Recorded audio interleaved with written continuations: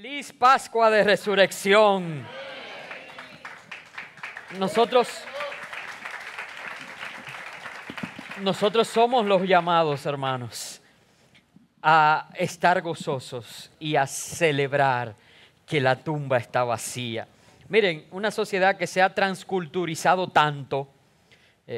Aquí en este país se celebra Día de Acción de Gracias sin entender la celebración y gente que come pavo, gente que celebra Halloween con todo lo que eso abre las puertas a las tinieblas por la transculturización que ha traído la globalización y las redes sociales. Pues qué bueno fuera que esa transculturización trajera la costumbre en los Estados Unidos de que aún el que no va a la iglesia, el día de resurrección y el día de Navidad va a la iglesia. Son los cultos más concurridos del año, masivos. Iglesias, por ejemplo, grandes que tienen que mover sus cultos a estadios. Iglesias pequeñas que tienen que alquilar salones para poder acomodar a todas las personas que visitan. Yo creo que en eso nosotros hemos ido regresionando. Y qué bueno fuera que la iglesia sea la que se levante, que usted invite a todo el mundo, que se convierta en una gran fiesta celebrando que Él vive. Y precisamente esa es la palabra que voy a compartir con ustedes hoy. Él vive. Porque para mí es un privilegio y siempre lo será compartir buenas nuevas de salvación. Y como decía Angélica, la única manera por la que se me hace posible compartir buenas nuevas de salvación con todos ustedes es porque Jesús cumplió lo que Él mismo había prometido a los discípulos. Y quiero que lo veamos en Marcos 10:32. Mucho antes de que aconteciera, Jesús se tomó el tiempo con aquellos que estaban cerca de Él. Dice, entonces, volviendo a tomar a los 12 aparte, les comenzó a decir las cosas que le habían de acontecer. Escúchenme, esto no fue una sorpresa para los discípulos. Jesús mismo, solo a ellos, en intimidad, les contó las cosas que habrían de suceder. Y Él le dijo, he aquí subimos a Jerusalén, y el Hijo del Hombre será entregado a los principales sacerdotes y a los escribas, y le condenarán a muerte, y le entregarán a los gentiles, y le escarnecerán, le azotarán, y escupirán en él, y le matarán. Mas al tercer día resucitará.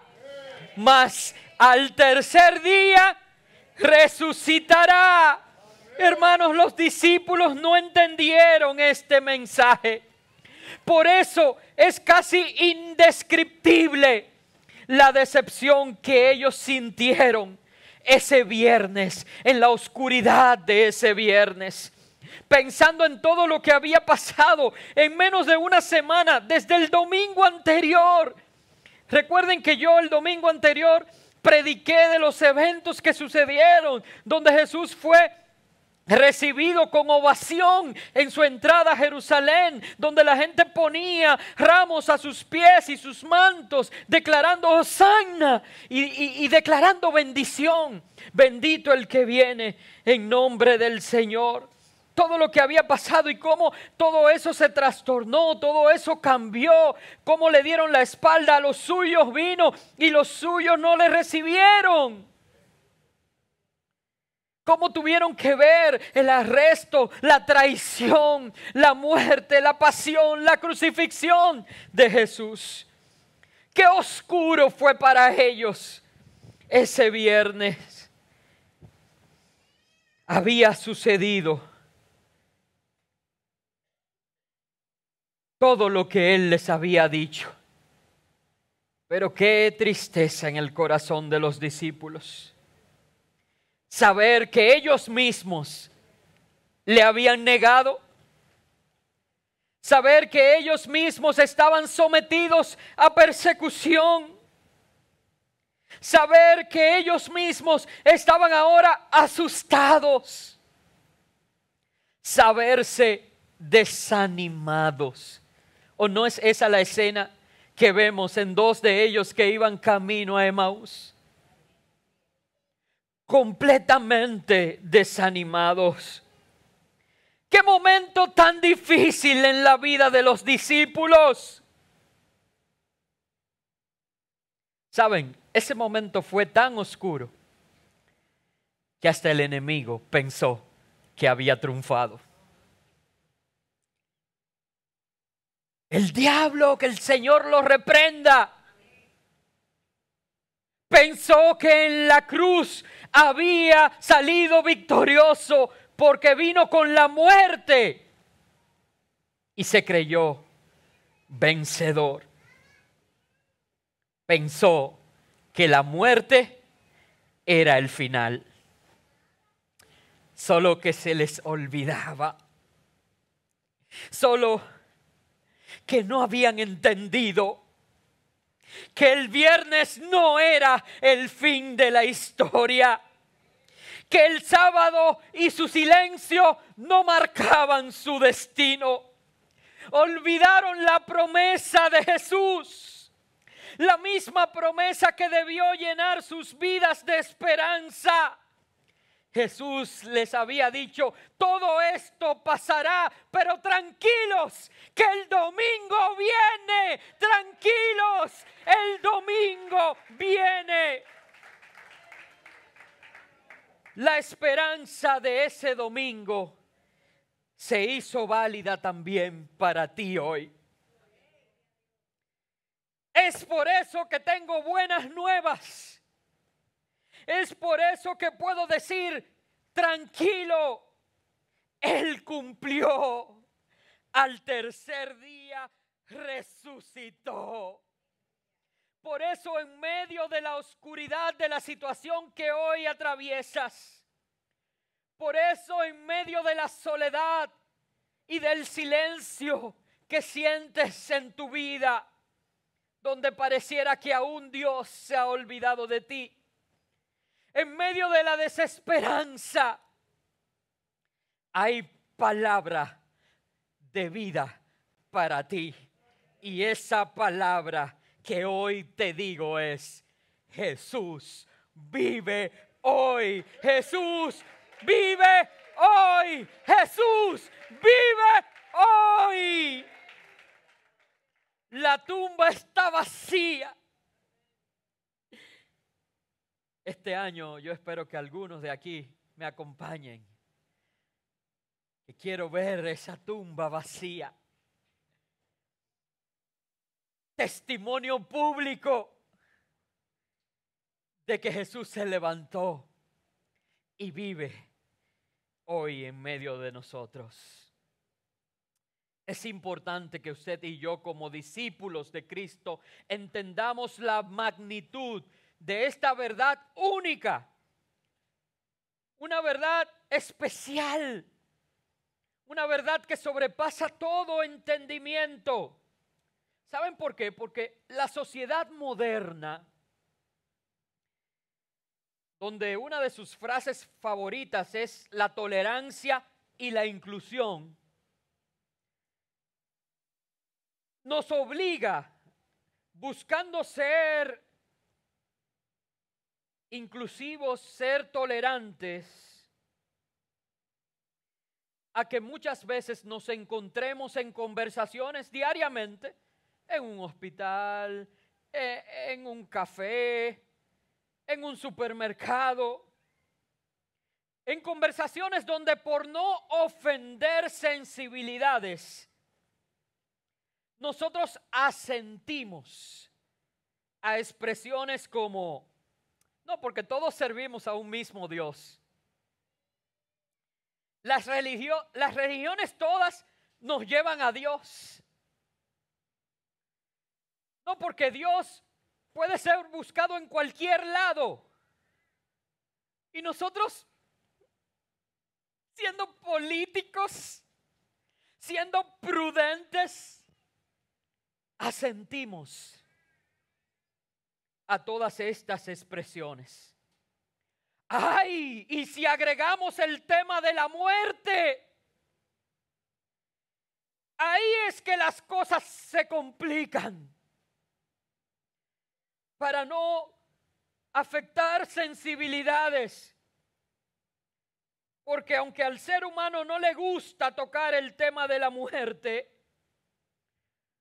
cuando ésta le toca a alguien cercano, a alguien amado, inmediatamente cada uno se aplica una teología, la cual yo llamo la teología del sentirme bien. Y usted ve que hay gente que dice, bueno, murió, pero ahora ya él no está sufriendo. Ahora es un ángel que nos cuida desde el cielo. Yo sé que ella desde arriba nos está mirando. Miren, hermano, hay momentos donde yo no quiero que un tío, una abuela, un primo, un hermano me esté mirando. Pero saben, Jesús no fue tan políticamente correcto como nosotros. Jesús no fue en ese sentido tan tolerante como nosotros queremos ser. Él fue directo en términos de cómo es la manera de llegar a Dios.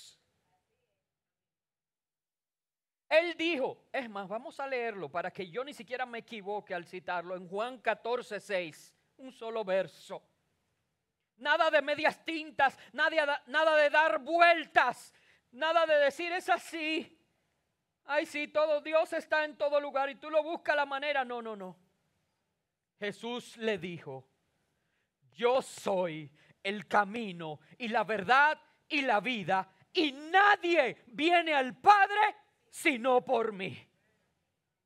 Quiero que lo leamos de nuevo para que entendamos la firmeza de esta declaración de Jesús. Yo soy un camino, dice, ¿verdad? Pues no todos los caminos llevan a Dios. Los romanos decían que todos los caminos llevaban a Roma. Pero no todos los caminos llevan a Dios. Jesús dijo, yo soy el camino y la verdad y la vida. Nadie viene al Padre sino por mí. Así que tú quieres estar seguro de que alguien va al cielo. Busca a Jesús. Busca a Jesús en su vida. Busca a Jesús en tu vida. Es más, miren, quiero rápidamente, hoy no tengo tiempo de profundizar. Y se me ocurre que quizás sería un buen tema para tratar en nuestros jueves en los estudios bíblicos. Pero así superficialmente, por un minuto solamente me voy a tomar para dar una mirada a alguna de las religiones actuales e identificar a ver si son la misma cosa. Tomemos el budismo y el hinduismo, por ejemplo. Estas dos religiones depositan su fe no en un Dios personal.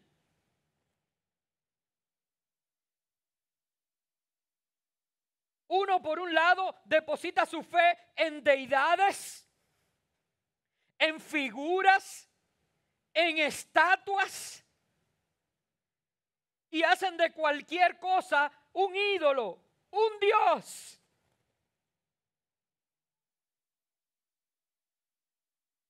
Otros en cosas esotéricas, como que naces una y otra vez, hasta que completas tu ciclo, donde no hay perdón de pecados, porque creen en algo tan intangible como la teoría del karma, que significa que basado en lo que haces recibirás tu consecuencia. Es una manera fina de decir, por las cosas pasadas, presentes y futuras, lo que te pasa hoy, te lo mereces. No hay perdón de pecado. Por otro lado está el islamismo, que sí tiene una relación con un Dios personal, Alá. Que por cierto, déjame abrir un paréntesis porque nosotros tenemos que aprender a cambiar hasta nuestro lenguaje. La Biblia dice que cuando estaban en el proceso del arresto, de la persecución, de todo eso, los discípulos eran reconocidos por la manera en que hablaban, en que caminaban. Tú eres como ellos. Y nosotros tenemos que cambiar hasta nuestra manera de hablar para parecernos más a Jesús. Y tenemos que quitar una palabra que utilizamos mucho castellanizada. Y decimos ojalá. Y ojalá lo que significa es que quiera Alá, que así sea. Y si tú estás depositando tu fe en Alá, entonces tú no eres cristiano, tú eres islamita.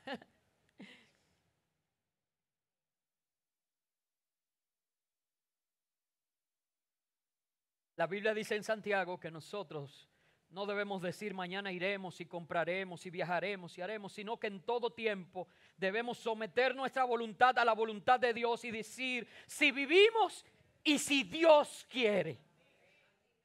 Así que cambiemos, ¿verdad?, el lenguaje. Pero tenemos esta religión, el islamismo, que sirve a un Dios personal, pero donde todo debes ganarlo en base a tus buenas obras y a tus esfuerzos personales. De los pilares de esta religión, la religión musulmana, hay disciplinas espirituales que nosotros compartimos.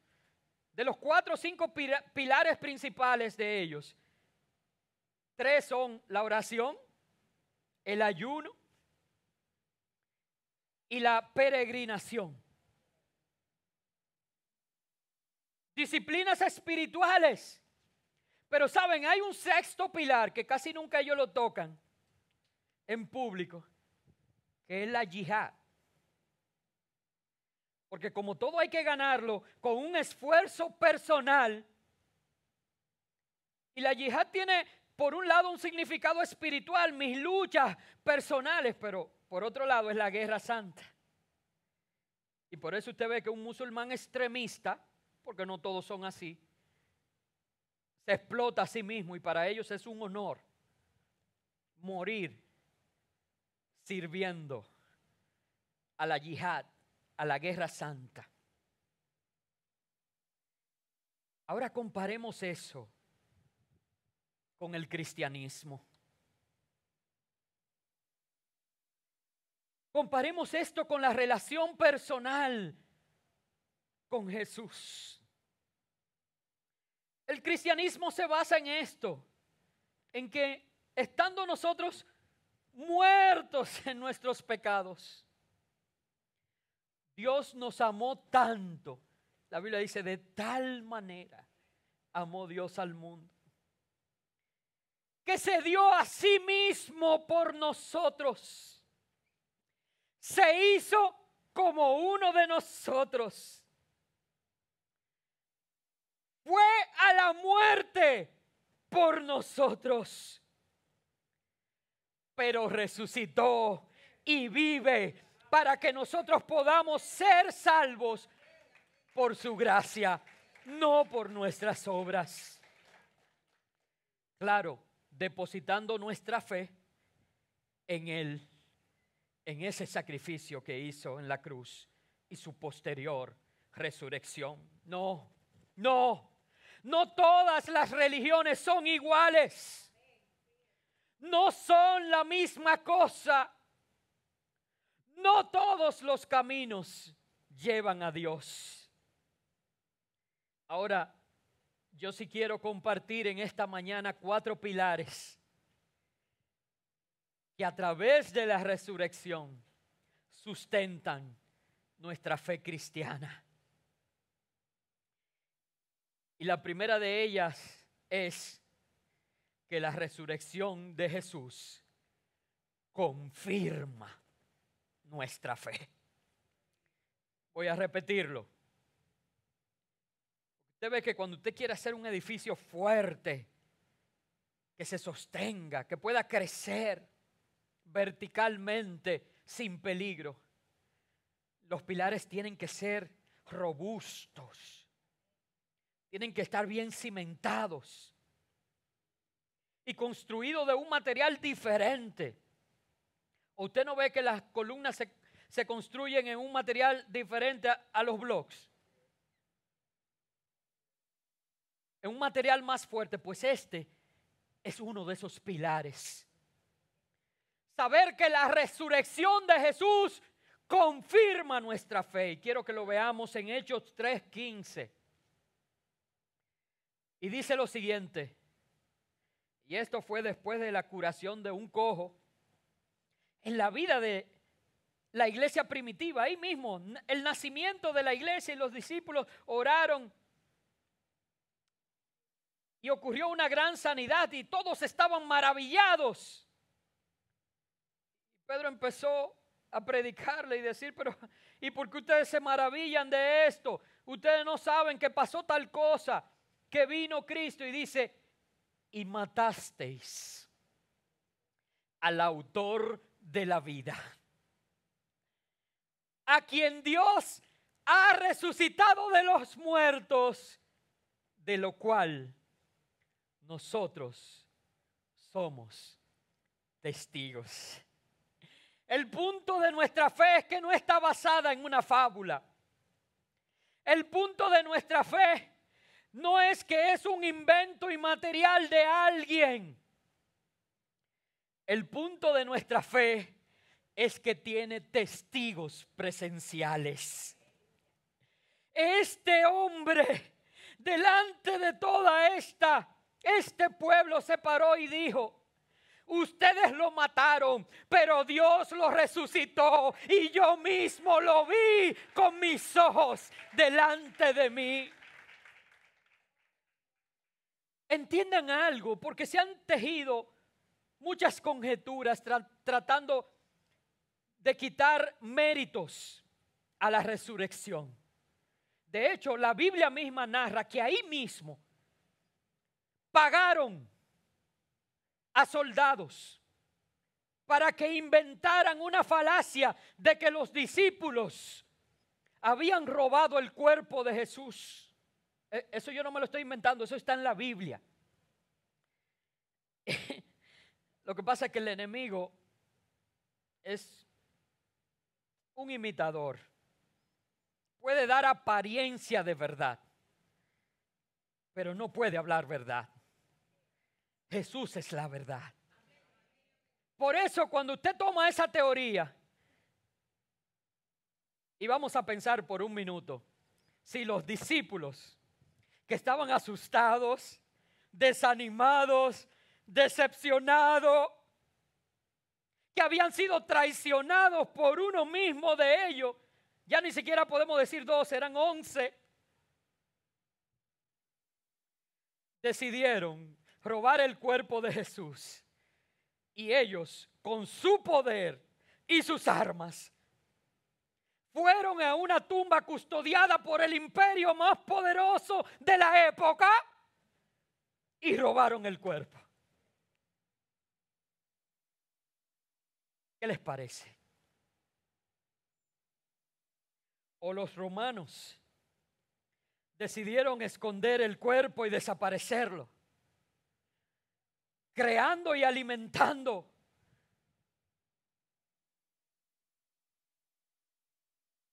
la fe en el pueblo al cual ellos oprimían. Por favor. ¿O qué tal? La Biblia dice que más de 500 personas vieron a Jesús resucitado. Oye, 3 gentes se pueden poner de acuerdo para hablar mentira. Y al final, fácilmente que uno de ellos cae en una incoherencia. Imagínense 500 personas testificando haber visto al Maestro resucitado, y eso se ha multiplicado, y hoy millones de personas en todo el mundo tenemos la fe en que Él vive y que resucitó. Hoy en la mayoría del mundo cristiano se celebra que la tumba está vacía, porque nuestra fe se confirma a través de la resurrección. Estos hombres que negaron a Jesús, que se escondieron, que lo abandonaron, que lo dejaron solos, después de verlo resucitado, estuvieron dispuestos a morir por Él. De los 11, porque Judas tomó él su vida, se ahorcó, ¿verdad?, por la carga de conciencia. Pero de los 11 que quedaron, quizás Jorge David que me corrija, 10 murieron, entregaron su vida, fueron mártires por la fe depositada en Jesús. 10 de 11.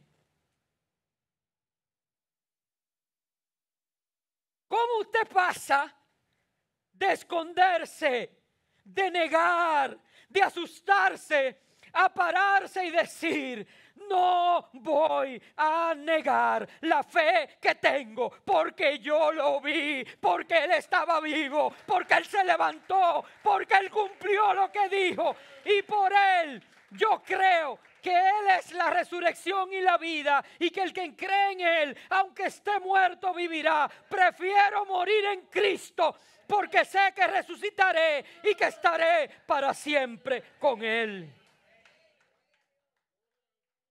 La resurrección confirma nuestra fe.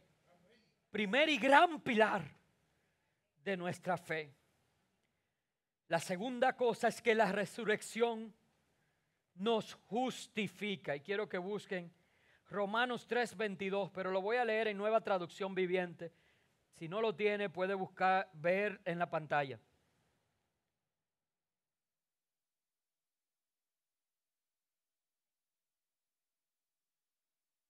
Lo primero, la resurrección confirma nuestra fe. En segundo lugar, la fe en la resurrección de Cristo nos justifica.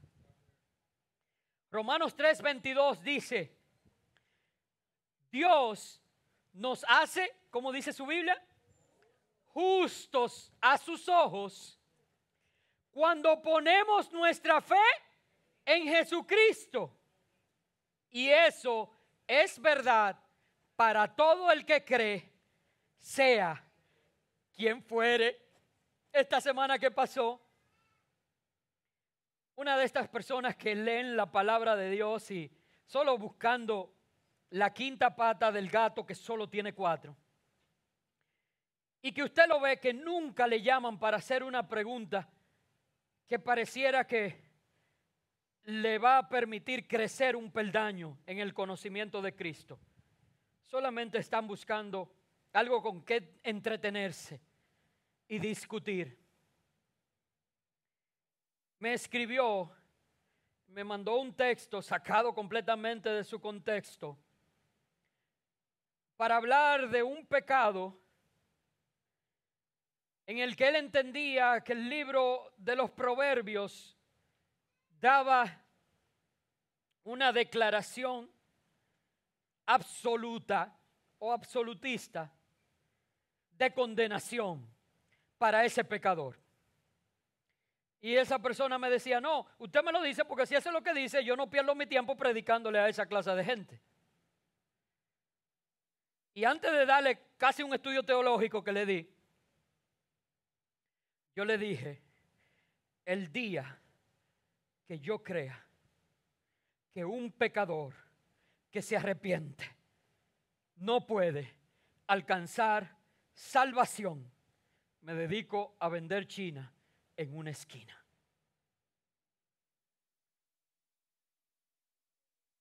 Porque todo pecador que se arrepiente y que deposita su fe en Jesús, el que murió y resucitó, puede en Él alcanzar salvación y vida eterna.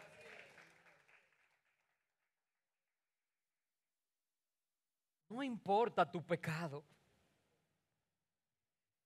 No importa tu condición. Debido a que Él no está muerto, sino que Él vive, tú puedes creer en Él para salvación de tu alma.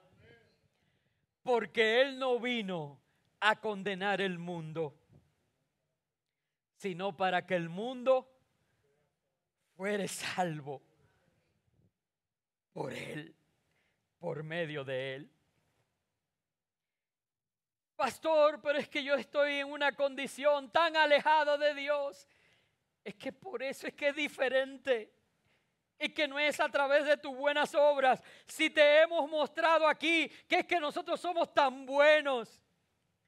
Yo creo que esta iglesia tiene un pastor que muestra más que cualquier otra sus debilidades. Yo siempre lo he dicho.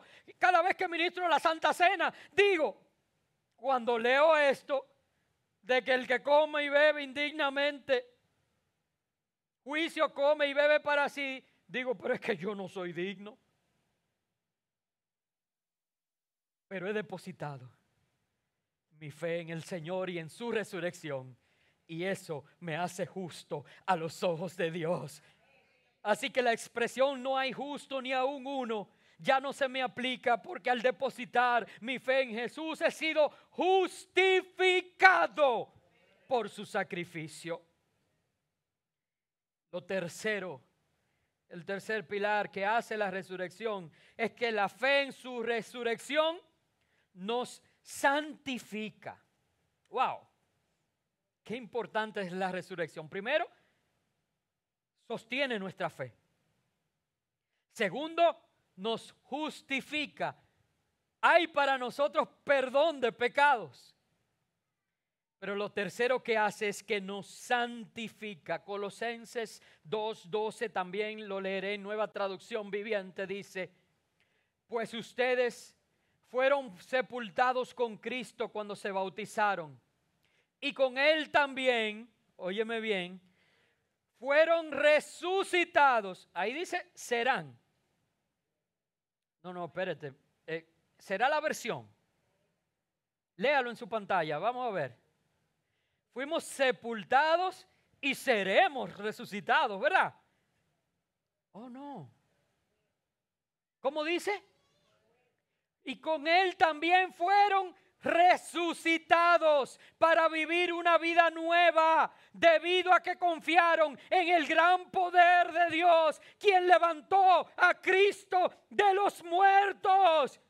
Hermanos, el poder de la resurrección no es solamente la esperanza futura. Es saber que porque Cristo resucitó, el Espíritu Santo viene a nosotros, nos convence de pecado, nos lleva a toda verdad y nos da la potestad de ser nuevas criaturas en Cristo Jesús. Eso le explota la cabeza a cualquiera. Nicodemo le dijo a Jesús: ¿y cómo puede un hombre entrar nuevamente al vientre de su madre? Porque Jesús le habló de un nuevo nacimiento, y ahora esta palabra que leemos en Colosenses nos habla de una resurrección que no es futura, y habrá una esperanza futura, pero es una resurrección que Dios nos ha dado la oportunidad de vivir una nueva vida. No importa lo que hayas hecho, las cosas viejas pasaron y aquí todas son hechas nuevas en Cristo Jesús.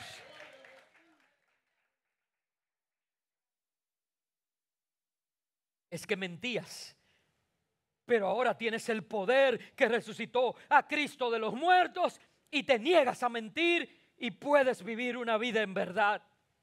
Es que hacías cosas a espaldas y a escondidas, pero ahora el poder que levantó a Jesús de los muertos mora en ti y puedes negarte a todo pecado y puedes ser una nueva criatura, puedes vivir una nueva vida de santidad. Porque ahora el Espíritu que te lleva a la verdad te hace entender que sin santidad nadie verá al Señor. La fe en su resurrección nos santifica. Y por último, la fe en su resurrección nos da esperanza en el porvenir. Nos da esperanza futura. Quiero que este texto que voy a utilizar pudiera parar a cualquiera hora para que predicara este punto. Porque nos pasamos un mes estudiando Primera de Tesalonicenses. Y el texto que voy a citar para sostener, fundamentar esta gran verdad de que la fe en su resurrección nos da esperanza futura, es Primera de Tesalonicenses 4, 14, 17. Y la voy a leer en Reina Valera 60, ¿verdad? Que es tan dulce a nuestro paladar. Porque si creemos que Jesús murió y resucitó, ¿cuántos creen eso aquí?